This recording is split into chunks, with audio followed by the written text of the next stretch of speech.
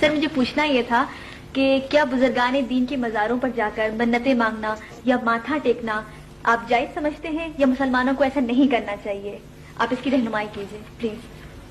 بڑا میں تو سمجھ رہا تھا کہ یہ مجلس سیاست ہے، لیکن ماشاءاللہ اسلامی پوائنٹ آف ویو سے بات نہیں، بالکل بالکل بالکل میں جواب ضرور دوں گا، لیکن میں یہ سمجھ رہا تھا کہ انٹرنیشنل ریلیشنز کے نقطہ نظر سے سوال آپ کا بڑا انٹرنیشنل ریلیشنز پر ہوگا۔ ہم چین اور رشیا کی کم از کم تصورات میں سیر کر لیں گے، لیکن بہرحال آپ نے مزارات پر پہنچا دیا، تو بہت اچھا کیا آپ نے۔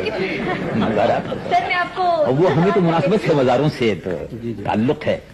جہاں تک میری محترم بہن، جہاں تک مزاروں پر سر جھکانے کا، بڑا اچھا سوال کیا۔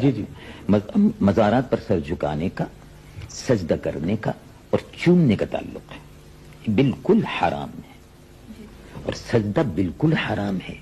اگر عبادت کی نیت سے ہے تو کفر ہے، شرک ہے، اگر تعظیم کی نیت سے ہے تو حرام ہے۔ بوسہ دینا بھی جائز نہیں ہے اور سر جھکانا بھی جائز نہیں ہے۔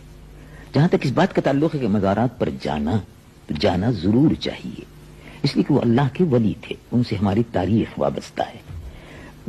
یہی بزرگ تھے جو دور دراز کے سفر کرتے ہوئے، اس زمانے میں جب نہ ہوائی جہاز تھے نہ ریلیں تھیں، تو تشریف لائے، اور اس خطے کو یعنی اس خطے میں تو مجاہدین بھی تشریف لائے۔